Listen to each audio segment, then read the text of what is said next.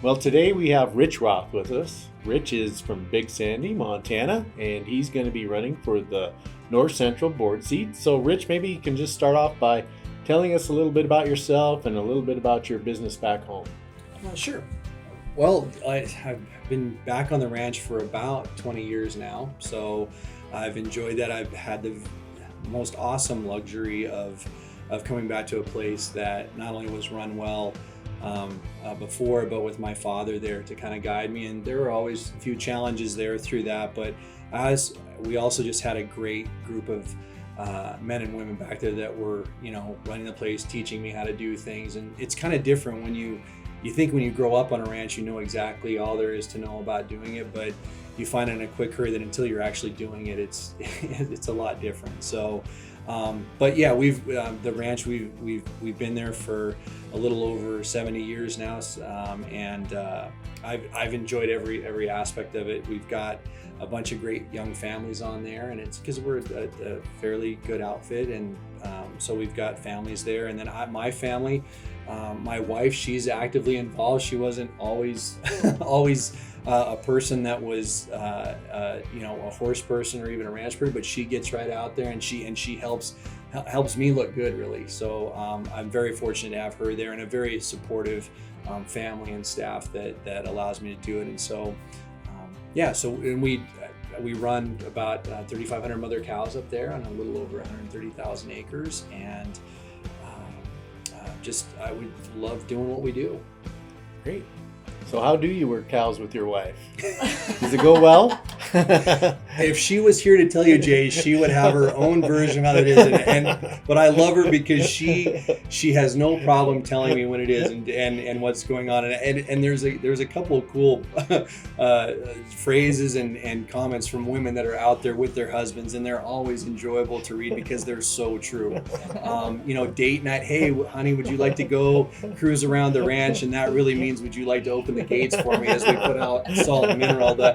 She's picked up the other one that's really like, we're just going to go on a little ride, and that's always followed by something like, is that a little all day, or is that a little, so it's pretty funny. But it truly is, and I think that's ranching families, and most of them are families. It is a really cool.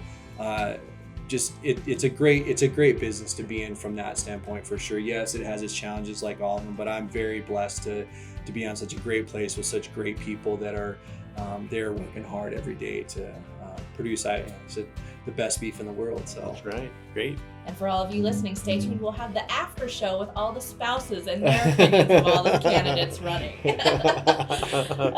All right, so let's jump into your running for a board position. This is probably something that is not new to you. So share with us a bit about your leadership experience and industry involvement over the past years. Sure. Well, I've had the opportunity, when I got out of college, I had the opportunity to work for the Montana Department of Agriculture in their marketing division, and I also had the opportunity to work for them. I was the director of marketing for the Arizona Department of Agriculture. So as far as leadership, I guess I was able to kind of be brought up through the ranks of the various aspects, whether it's state government or working with businesses.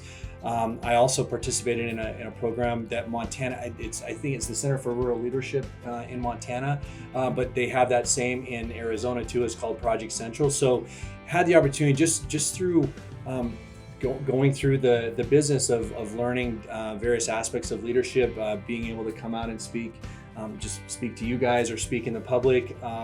There were a lot of times when there would be situations where you needed to kind of get your point across as to what issues might be affecting the business and what was going on there. So those things all kind of helped basically kind of build those leadership skills. And I think just the years of experience now that I've had doing the job that I do now just lends itself to being an opportunity to take those to the next level and be able to kind of contribute back to the industry. Great. So a couple of things, there's a lot evolving in the beef industry right now, and so if you were elected to the board, what would you look at as priority to kind of work on from your perspective? Well, I think one of the things I've always loved about Stock Growers is its membership. the people that are involved in that, and we have such a great presence in our own state, and I think even nationally. I've been able to be in places when the Young Cattlemen's College, when I was elected or was able to participate in that, and we went to Washington D.C. Everybody knows Montana stock growers, and I think that makes a powerful statement that people know the stock growers in a lot of places around the country, and certainly in DC. And I think that's something that I would want to continue to focus on. I think when times are tough, it seems like membership is always ebbing and flowing, but I think having a strong membership is a really key component. And I think that's something that I do. I lend myself to that ability to communicate with people and be that person that can be in outreach and those things. And it's just more my nature. You guys can tell I don't mind talking. In fact, I often talk too much, but I do think that could be something in terms of being something that really helps drive the organization in the future, is having members be a part of it. And I know we've got some challenging areas in membership, but we've got this whole young generation of farmers and ranchers and that are coming up. There's less, I guess, feeling of maybe community or things like that, or there's maybe that sense of that. I don't know if that's really true or not, but how do we get these young people into our membership? How do we make them feel involved? How do we make them feel like their voice counts? That's an area that certainly can be improved upon at all times, because that's what helps us get to these places when we're having to be at the governor's level or these different government agencies, and then DC. Having a strong membership gets you places. Kind of in the same vein, what are you the most excited about for our organization in the coming years? I think there's just a lot of cool things going on. I mean, we're kind of, what it feels like we're coming out of this kind of lower cattle cycle, if you will. We're seeing markets turn around. There's new things coming out as much as everyone is.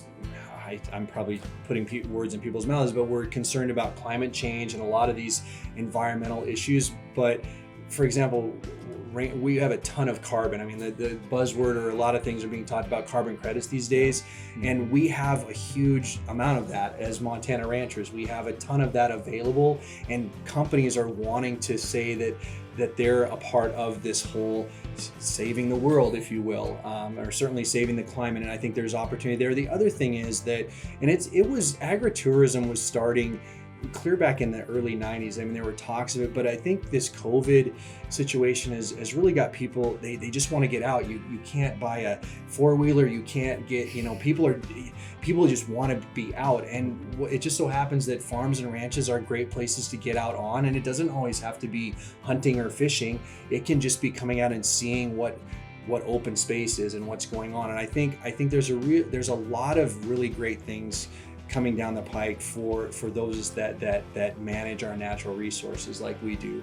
And so I think that will be a big thing to come in the future, that those are opportunities. And we basically are a food supplier. I mean, I wouldn't get the numbers right, but I mean, our whole world population is growing, and it's growing by leaps and bounds, and all of those people need food.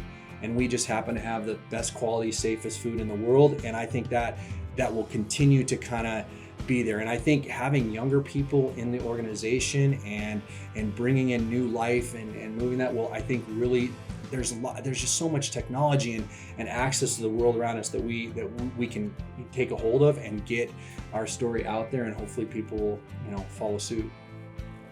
Great. Well, thanks a lot, Rich. We appreciate your time and appreciate you running for the board. Thank you very much.